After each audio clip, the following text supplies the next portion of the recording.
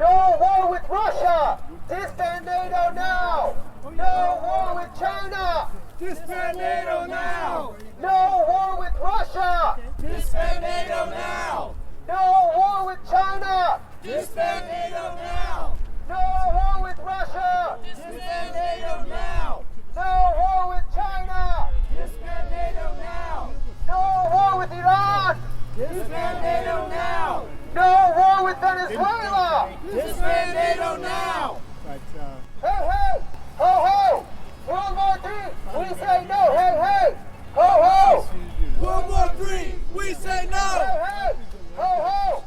World War III, we say no! Hey, hey! Ho, ho! World War III, we say no! Hey, hey! Ho, ho! World War III, we say no! Hey, hey! Ho, ho! World War III, we say Hey, no! hey! Ho, ho! World War III, we say no! No wars! No sanctions! No more U.S. escalation! No wars! No sanctions! No more U.S. escalation! No wars! No sanctions! No more U.S. escalation! No wars! No sanctions!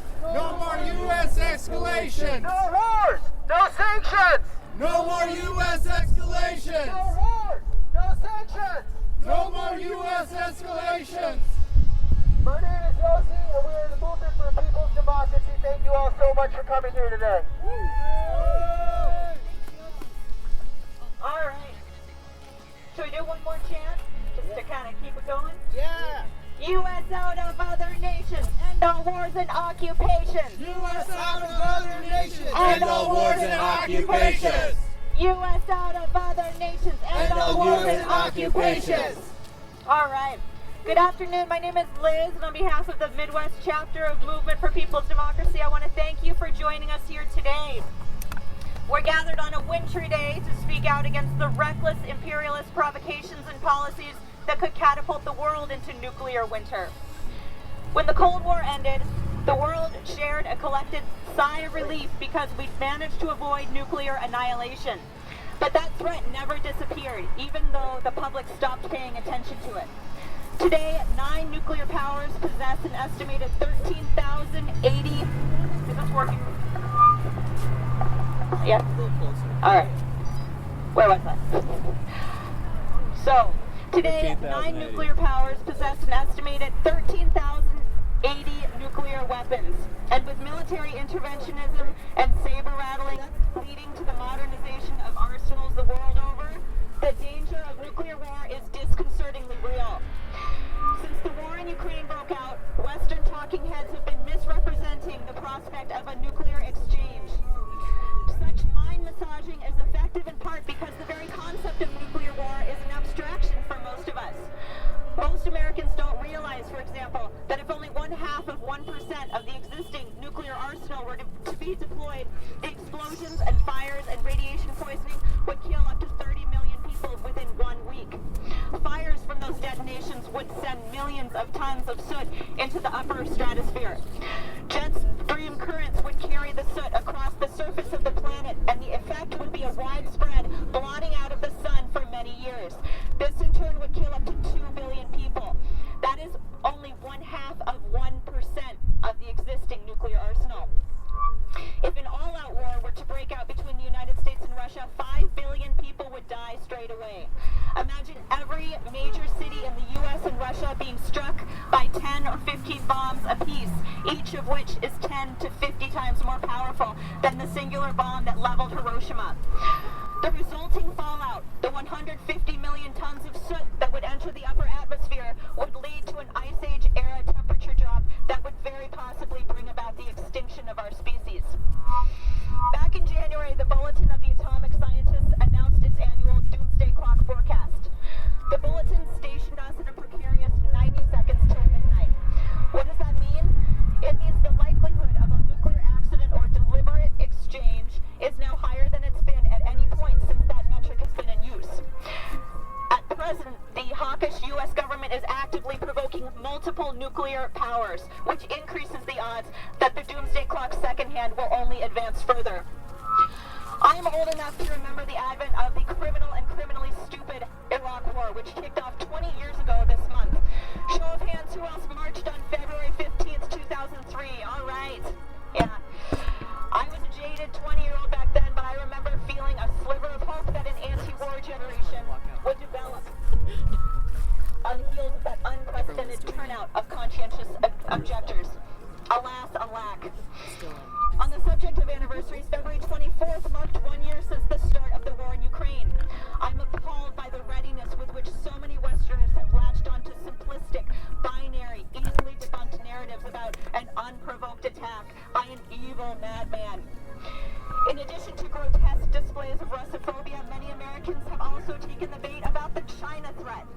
Our willingness to hate and dehumanize the entities our State Department tells us to hate and dehumanize points to how effectively our population has been propagandized.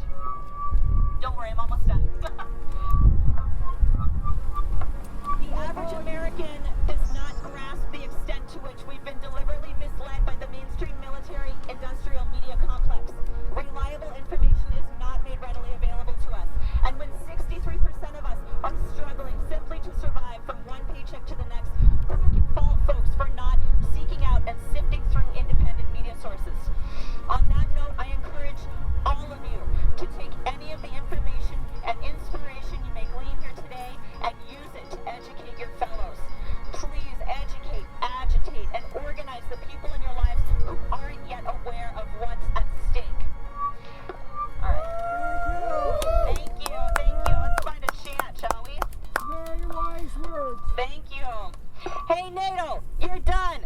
Your mission ended in 91. Hey, NATO, you're done. Your mission ended in 91. Hey, NATO, you're done. Your mission ended in 91. Hey, NATO, We're done. Your mission ended in 91. Woo! All right. Okay. First up, do we have Luca Coldwater? Do we have a Luca Coldwater? All right. From SB USA, please give a warm welcome.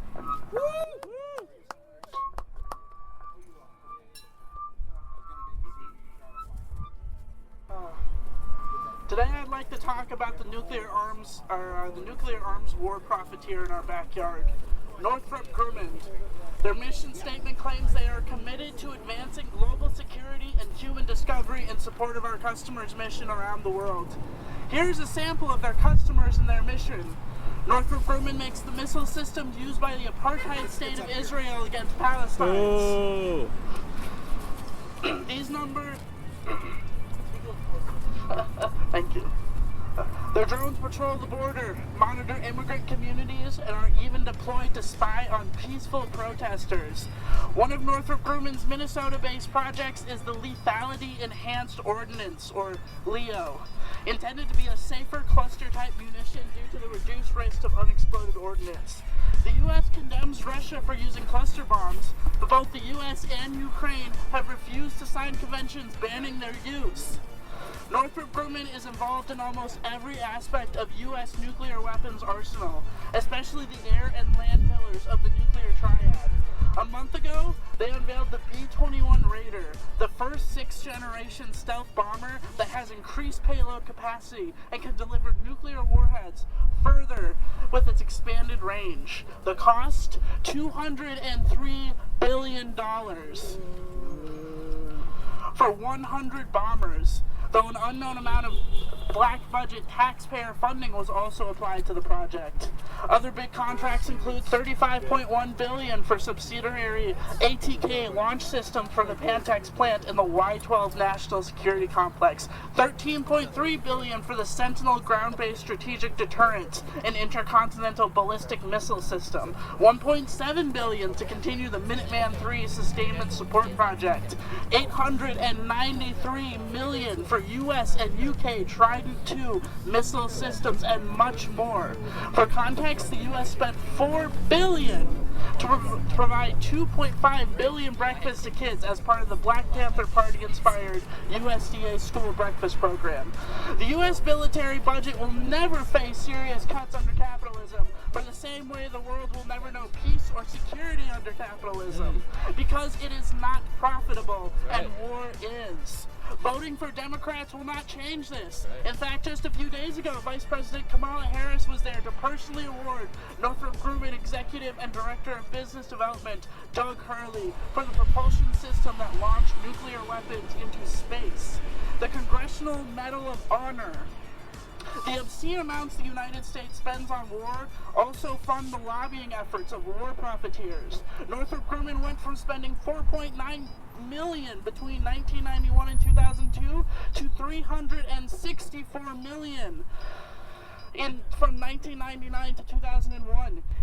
Even 364 million is small compared to the 14 trillion spent since the start of the war in Afghanistan, and it is estimated that a third to half of this went to defense contractors. This aggressive lobbying has meant appointments friendly to Northrop Grumman's interests in strategic office and ensured an obscene military budget. The influence of for-profit defense contractors opens up the tap of taxpayer funding for a never-ending supply of generous no-bid military contracts. The profit margin of these contracts in turn paying for the campaigns of warmongers in both the Democratic and Republican Party. This is why government spending bills for basic human needs like housing, education, and healthcare are always debated in terms of what we can afford. But a blank check for military spending is the norm.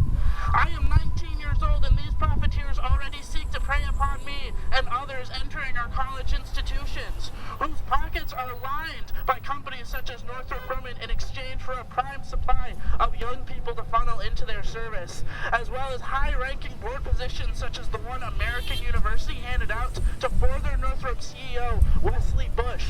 We as a generation will not allow our labor, our living conditions, and our lives to be thrown away for the capitalist class's luxury. They will have to drag us kicking and screaming. That's right.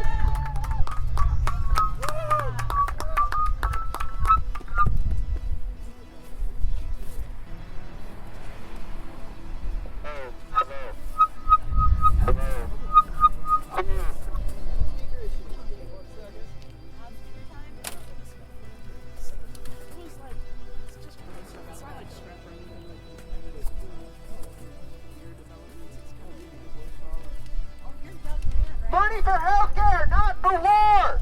Money for healthcare, Not for war. money for schools, Not for war. money for housing, Not for war. money for food, Not for war. money for jobs, Not for war. money for healthcare, Not for war. money for education, Not for war. money for nurses, Not for war. money for railroads, Not for war. money for railroad workers, Not for war. money for teachers, Not for war. money for schools, Not for war.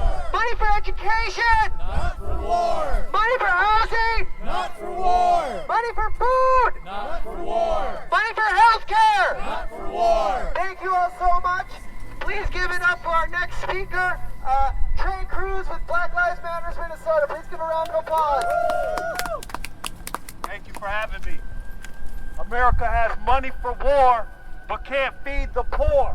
The United States has a military budget of over $1 trillion.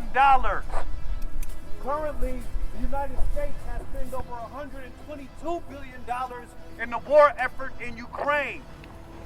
Over 46,000 people have died because of the war effort in Ukraine. 58,000 people have been injured because of the war in Ukraine. The United States spent over $6 trillion in Afghanistan in a failed 20-year war effort, and they had to flee, and the government collapsed overnight. Somebody say that's that bullshit. That's that bullshit. Sorry about that. The state of Minnesota also has a $20 billion surplus, but also has one of the biggest racial wealth gaps in the country. So we want to stop, as we also talk about defunding the police, we want to talk about defunding the military-industrial complex.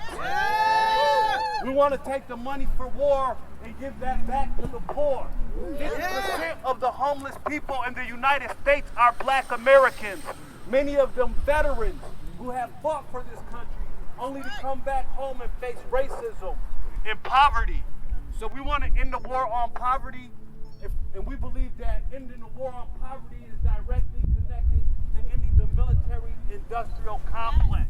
So I'd like to thank you all for coming out today and standing up for economic justice and standing up for peace on planet Earth and even in outer space. Yeah. Thank you all. Peace. Thank you.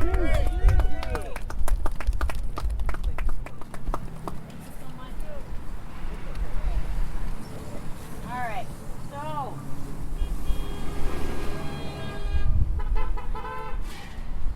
we won't sit back for another attack. We were here when you ruined Iraq. We won't sit back for another attack. We were here when you ruined Iraq. We won't sit back for another attack.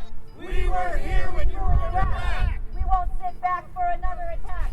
We were here when you ruined Iraq. Not another nickel, not another dime. No more money for U.S. war crimes. Not another nickel. Not another dime. No more money for U.S. war crimes. Not another nickel, not another dime. No more money for U.S. war crimes. All right, good. Our next speaker. Good. Next up is the illustrious Mike Madden from Twin Cities Assange Defense and Veterans for Peace. Give it up for Mike Madden. I'm going to leave my hands free here, so. Can you hold this and I'll just hold this? Yeah.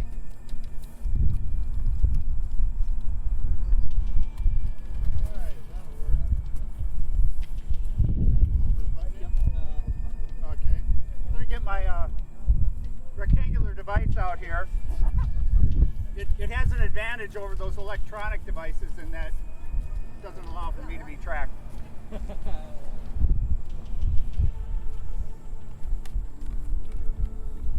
So you ever notice how Americans are always the last to know? Yeah. They're the last to know that NATO expansion would incite a war. They're the last to know that their government instigated a coup in Ukraine in 2014. They're the last to know that the coup regime attacked its own people in the Donbass. The last to know that Ukraine has a Nazi problem. Right. Yeah. The last to know that their government blew up the Nord Stream pipeline. Yeah. Why is it that Americans are always the last to know? It's because the United States government and its media allies are engaged in a campaign of information warfare against the American people. The purpose of this campaign is to build hatred for official enemies and to maintain the illusion that America is a good and benevolent nation that only wants to promote peace and democracy. Freudian slip. This campaign has been on full mendacious display throughout the proxy war, which of course the media refuses to call a proxy war. Last week, NPR aired a piece by Franco Ordonez. It's about declining public support for U.S. involvement in Ukraine. It was titled, "Biden Says He'll Back Ukraine as Long as It Takes." The piece begins by citing a poll that showed that fewer than half of Americans support continued military aid to Ukraine. Without asking a single critic of the war, NPR then concluded that the reason for the declining support is corruption in Ukraine. Not that the United States instigated the war.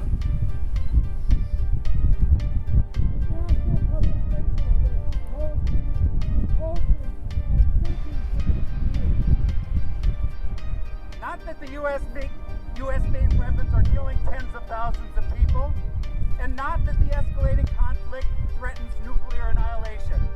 It's because of Ukrainian corruption. To drive this point home, NPR brought on John Sobko, who was the Inspector General for Afghanistan Reconstruction. He made this helpful analogy. You take a sponge, you put it on your kitchen counter, you fill it with water.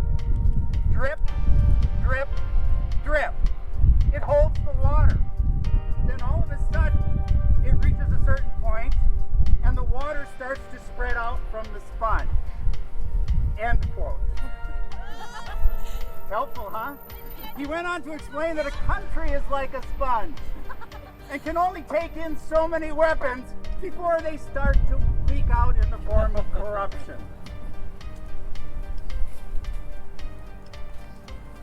How unfortunate for weapons manufacturers that such limits are placed on their profits. What is apparent to me is that NPR also views the public brain as a sponge, eager to absorb all the bullshit, excuse me, Trey, that it can absorb. Not so, NPR. Not so, Franco Ordonez. Don't poke the bear or the panda. We don't need your propaganda. Don't poke the bear or the panda. We don't need your propaganda. Don't poke the bear or the panda. We don't need your propaganda. Don't poke the bear or the panda. We don't need your propaganda. Thanks everybody for coming out. This is important.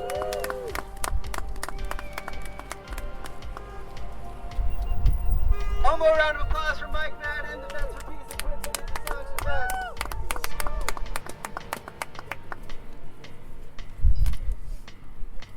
Coups and sanctions cost lives. We don't believe the media's lies. Coups and sanctions cost lives. We don't believe the media's lies. Coups and sanctions cost lives. We don't believe the media's lies. Coups and sanctions cost lives. We don't believe the media's lies. Coups and sanctions cost lives. We don't believe the media's lies.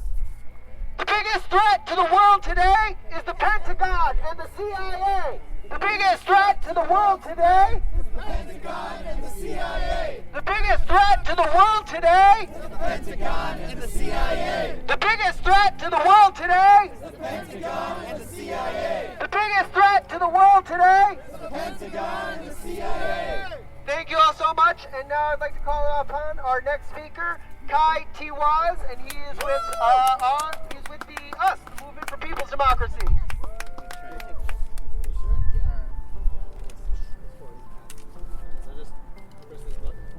Yeah, you can hear me? All right. Let's talk about the environmental consequences of war. Despite the best efforts of the ruling class, humanity is a part of nature, the living earth. Humans are a keystone species, which means we hold significant leverage over the system in which we inhabit.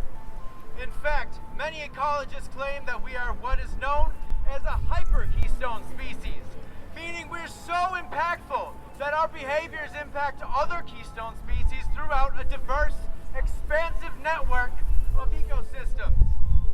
Everything we do impacts to some degree the entire planet.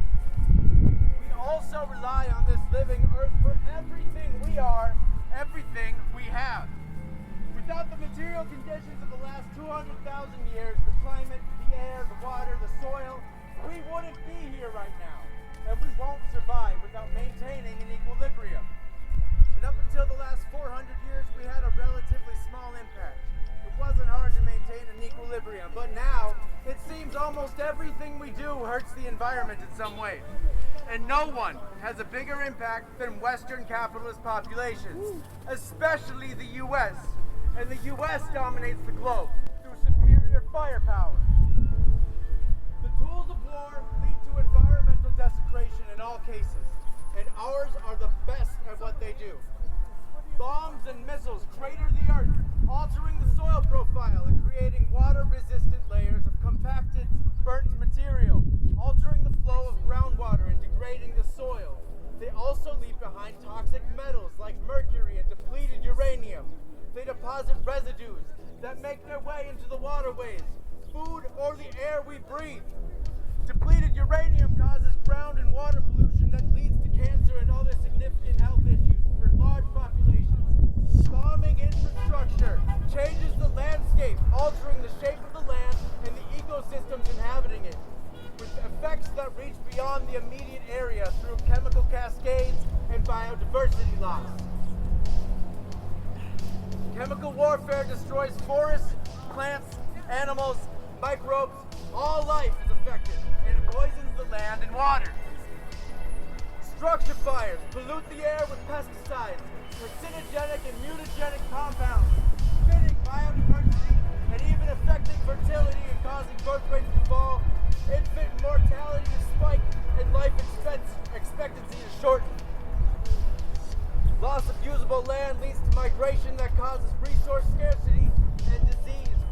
humans and other animals and plants. Mass health problems and concentrated intensive farming lead to increased antibiotic use and soil degradation. Soil degradation and land use change is a major cause of greenhouse gas emissions, and most people don't know this. It accounts for roughly 17% of total greenhouse gas emissions. Biodiversity makes a difference because it allows evolution and adaptation to continue in the face of a changing world, and we're living through an extinction event. The implications are not hard to imagine. This is what happens with hot war. So let's talk about Cold War. It's the same thing, but instead of the shock and awe of bombs and bullets, tragedy is delivered in the form of a mere policy change. A look through history will show how an economic sanction can lead to quite the same result as a carpet bombing campaign.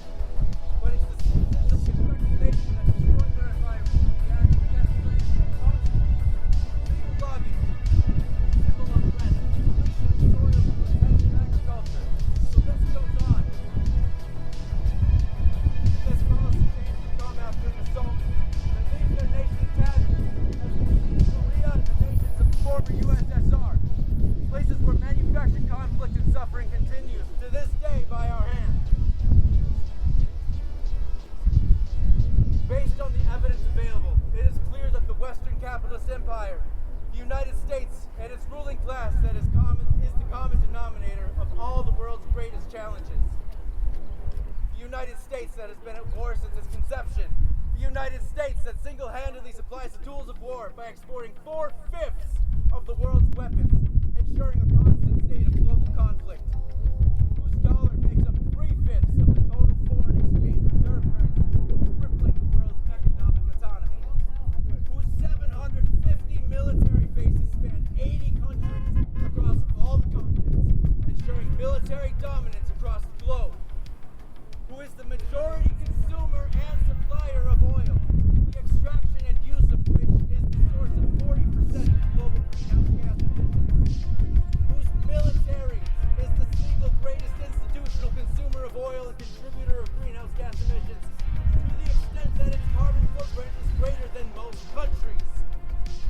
Who has committed more war crimes over a span of 70 years than any other nation, not answering for a single one, and sits among former Nazi Germany and the Roman Empire in record of murderous volition and destructive capacity. Who continues to perpetuate genocide, and who has built and thrives on war, exploitation, and slavery. That pays its citizens, its workers, us, a wage below the standard of living and expects them to keep doing what we're told under the threat of imprisonment or death by the police or mental health issues. So if you connect the dots, it's capitalism that's the primary driver of climate change. An ecological collapse and war that is the tool used to perpetuate it. The avatar of modern capitalism, the United States, is the champion of modern warfare, environmental crisis, and global suffering. As Americans, it's our responsibility to fight against this earth-eating machine here at home, or soon no one will have a home.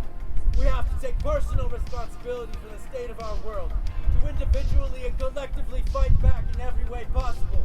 And that means sacrifice, initiative, accountability, and solidarity. Simply pointing out the problem won't do. We can blame all we want, but they already know. They know what they're doing, and they don't give a fuck. That's not to say it's our fault, but it is our problem. They won't change just because we ask them to. We live here, and though under duress and coercion, it's us who uphold the system, who support the ruling class, and they need us to be peaceful and obedient. So I say, disobey! Make it a habit, a mantra, a way of life, because mark my words, there will be no true environmental justice or justice at all, as long as capitalism rules. And capitalism will rule as long as war rages. War will rage until we exist in peace, and we can't exist in peace under capitalist rule. So it follows, no justice, no peace, so stop being so damn peaceful. Disobey! Disobey! Disobey! Disobey! Disobey!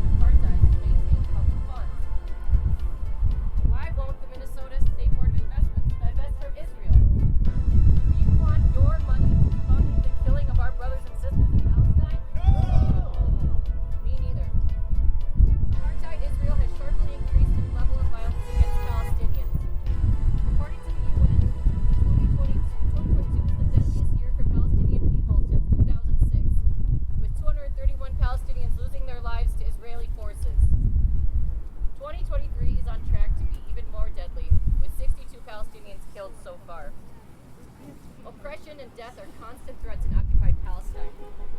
Here in Minnesota, our investments are complicit in this. Minnesota taxpayers demand that the State Board of Investments divest from companies that profit from death and destruction, particularly Israel's occupation of Palestine. Israel is an apartheid state. Minnesota divested from apartheid South Africa in the 1980s, and it's time to do the same with Israel. Yes. Dozens of banks, including Deutsche and HSBC, as well as numerous national and state pension funds, have divested from many arms manufacturers in the past few years. The SBI is committed to making changes for other issues like climate. However, it takes no public stances on even the most controversial of weapons, like white phosphorus, fully autonomous weapons, cluster munitions, or even nuclear weapons. In the past few years, we have presented this information to the State Board of Investment at their meetings, most recently this past Thursday. They will continue to hear this demand from their constituents until they finally divest and end our complacency in Israel apartheid and war profiteering. Money for human needs, not for war. Money for human needs, Not for war! money for human needs, Not for war! money for human needs. Not for war! Thank you. All right. Oh, forgot to do my plug. So, there's a couple upcoming events. Next weekend is the International Women's Day protest. That'll be down at Mayday Plaza at 1 o'clock. MPAC also has an action coming up on the 18th, anti-war protest, Say No to U.S. Wars. So that's the 18th at the Library Plaza in Uptown on the Hennepin and Lagoon at 1 p.m. I have flyers for all of you. Thank you to Christine and the Anti-War Committee. Whose streets? Our streets! Whose wars? Their war! Whose streets? Our streets! Whose war? Their war! Whose streets? Our streets! Whose war? Their war! Whose streets? Our streets! Whose war? Their war! I think one thing I wanted to say today is that I think it's very important. The U.S. empire does not need your love. It does not need your support. It will happily accept you hating its enemies on its timeline. The U.S. spends billions of dollars every year getting you, manipulating you to hating its enemies, making you think that China is evil, that Russia, and every other country in the world except the free democratic United States, they are evil. But we are here to say today, Beijing is not our enemy. The people who live in Moscow are not our enemies. Our enemies are not in Caracas. Our enemies are not in Kabul. Our enemies are not in Baghdad. They're not in Pyongyang. They're not in Tehran. Our enemies are right here. Our enemies work at Wall Street. They work in Silicon Valley. Our enemies work at the Pentagon. They work in Langley, Virginia. They work at the White House. Moscow, Beijing, these are not our enemies. Our enemies are the capitalist ruling class here in the United States who plunge us into never-ending war. Right. And with that, I would like to invite up my comrade Naveen Bhattacharya from the Movement for People's Democracy. How's it going, everybody? Good! So, a couple of weeks ago, there was the Munich Security Conference. You know what was interesting? One of the topics of the Munich Security Conference was the ongoing situation in Iran.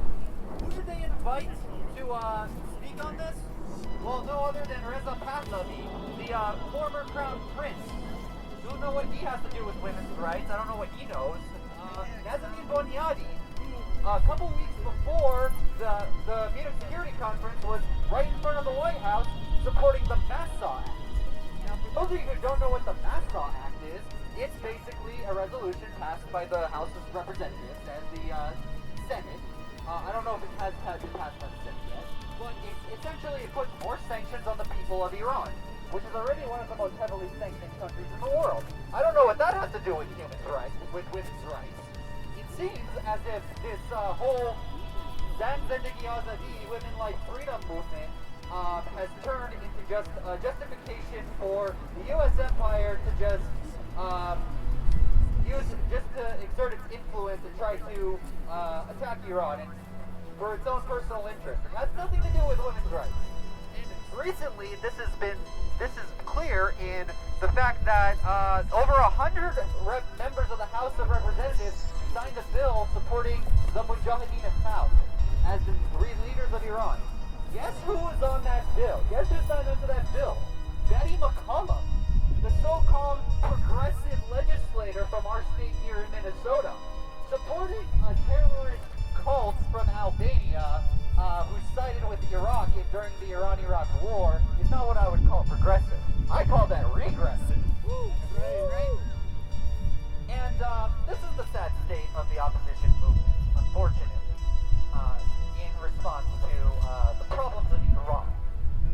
It seems more so that it's turned into an imperialist movement to put the IRGC on the terrorist list. Don't know what that has to do with women's rights. And to just continue to sanction Iran and to just further isolate the country. And you know who that hurts? Who exactly does that hurt? It hurts the people of Iran. The same people that they're claiming that they're supporting, that they're the representatives of. These people are not the representatives of Iran. The opposition is more so just the enemies of Iran, if you ask me, the people of Iran. Because they would rather have Iran destroyed than actually focus on fighting our problems at home. And to that I say, no to sanctions, no war with Iran, hands off Iran, and no to another war. So, I'm gonna end with a chant today. Hands off Iran! Hands off Iran! Hands off Iran! Hands off Iran! Hands off Iran! Hands off Iran! Hands off Iran! Hands off Iran! Thank you. Thank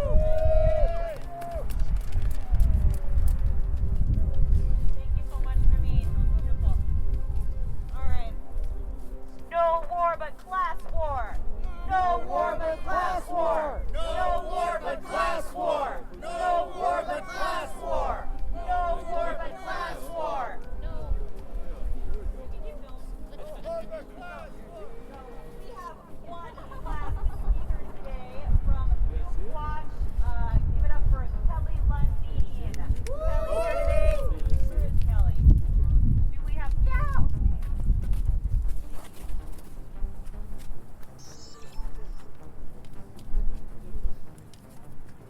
Okay, can you hear me like this? Yep.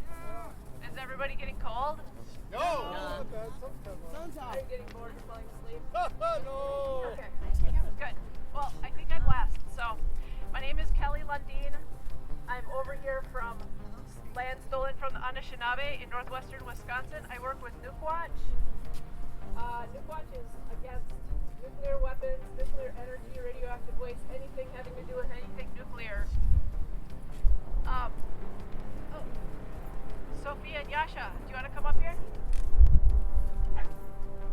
So I came here with my two of my children. I have 3 children, and that means I get to watch a lot of cartoons, which is great. But so these are my girls. So, Sophia.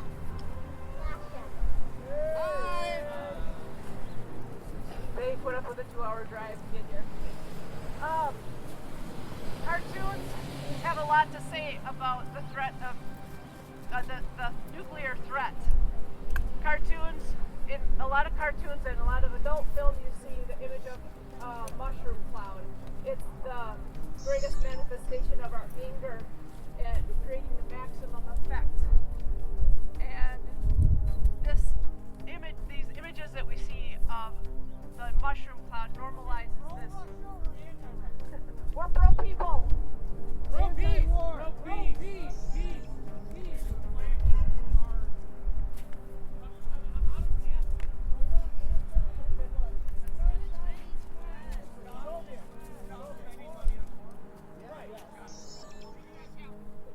Stop spending money on war. That's right. Thank you for asking.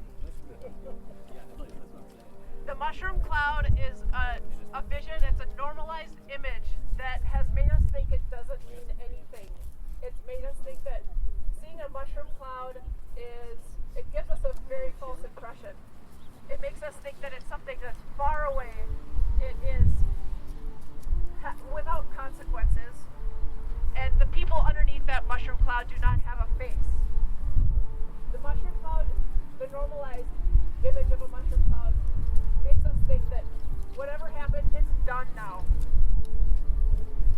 I want to share the words of a friend of mine, Yukio Kawano. We work together in the Affected Communities and Allies Working Group for a Nuclear-Free Future. She's a third-generation Hibakusha.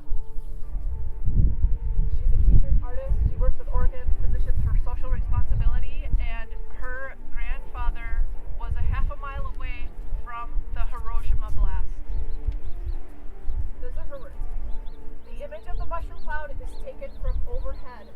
Gives a bird's eye view that coincides with the image taken by a U.S. military aircraft from the sky of the mushroom cloud rising from the Nagasaki atomic bomb.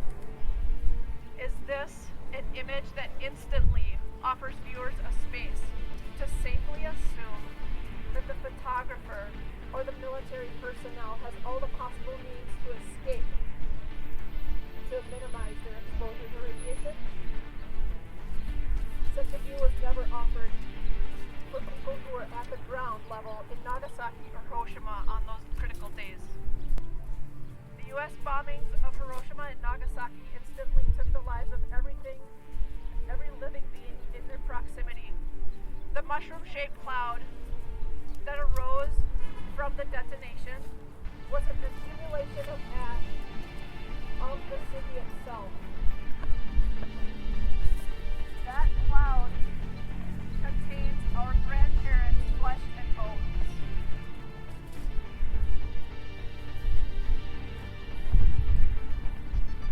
So those are the words of Yukio Kawano, a third-generation Hibakusha, speaking about what she sees when she looks at a mushroom cloud that we see every day in everyday images.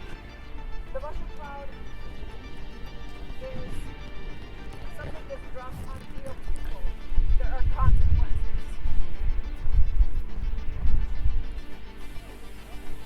The U.S. government of the generation of my grandparents chose to drop that bomb on the Japanese people of the generation of my grandparents.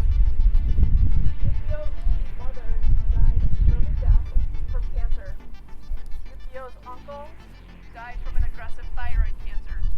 And Yukio might not admit it, but she suffers from chronic migraines that are unexplainable. These are all things that are very commonly known to be associated with radiation exposure. Sometimes she's unable to sit through a meeting with us. The mushroom cloud is not done. It's still happening. And a lot of people in the anti-nuclear movement worry more about preventing a nuclear bomb than we worry about the people who have already been affected by nuclear bombs and the people who have been affected by uranium mining, enrichment, transportation of radioactive waste. And we need to think about all of those people before we continue to consider creating another bomb. Now, I was asked to talk today about the doomsday clock, which has already been very thoroughly addressed, thank you. And thanks to all the other great speakers that have already taken away a lot of my thunder. So the doomsday clock is actually a really great public relations moment for the anti-nuclear movement. It basically is a good time for us to say all the things that we're saying throughout the rest of the year.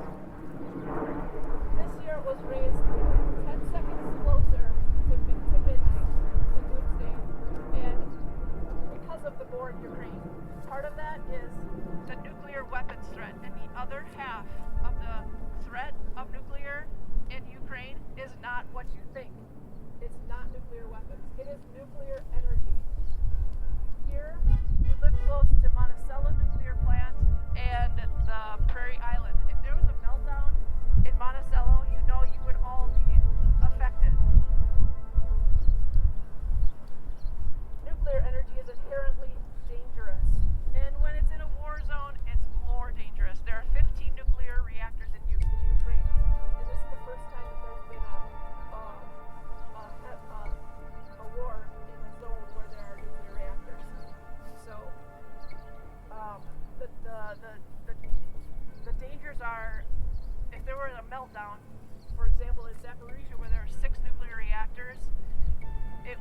Chernobyl look like small potatoes. Because Chernobyl, the reactor was one reactor. Zaporizhzhia has 6 reactors. It has 20 years or so of accumulation of high-level radioactive waste from that reactor. And the other bad news is that Chernobyl released 200 times more radiation than Hiroshima and Nagasaki combined. People in Ukraine and Russia and the United States should have learned our lesson from Chernobyl or from Fukushima or from 3 Mile Island. It's not just an immediate bomb blast that leaves people dead. There's a bomb blast in the case of a meltdown at a reactor. People die from thyroid cancer, from birth defects, stillbirths, and many other things that go unreported. Around Chernobyl, there's a 1,000-mile exclusion zone still. The wild boars are so radioactive you cannot eat them. There's mushrooms you cannot eat because they're so radioactive. This was 37 years ago. Okay? And so, if this happens right now, if there's a problem with this war, it affects one of these reactors, it's going to be a big deal. So that's the other half of the nuclear threat in the war right now. Sorry to ruin your day. What's the U.S. do in Ukraine? We're securing our energy market.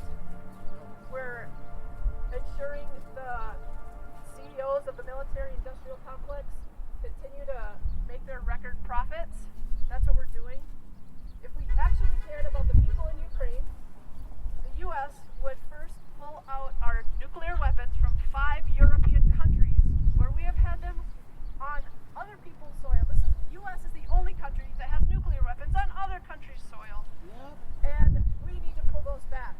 My co-worker, John LaForge, was released from prison in Germany last week for protests related to these nuclear weapons, U.S. nuclear weapons, at a German Air Force base. They've been there since the Cold War. It's ridiculous.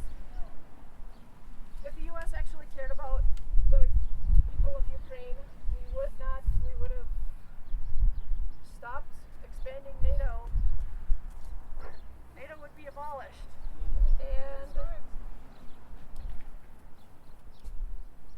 And if the U.S. actually gave a damn about the people here, we would just take all of our money out of the military-industrial complex instead of weaponizing the police in the United States and actually apply it to real needs here, which are staring us in the face. And I want to thank everybody for being here because you all know, every one of you here, you are the answer to making a change. I know we feel small, but at least we're here today together. We have a good group, and there are many, many more. So many, thank you for speaking. You're 19 years old. Great. You're closer in age to my kids than probably anyone else here. Thank you. Very wise. So, keep working together.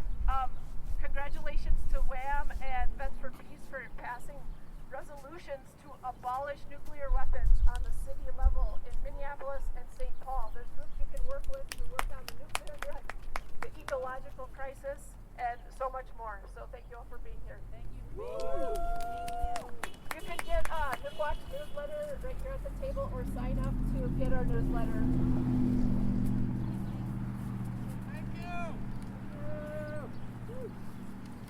Kelly Lundee with Newswatch, please give her one more round of applause. Show me what democracy looks like! This is what democracy looks like! Show me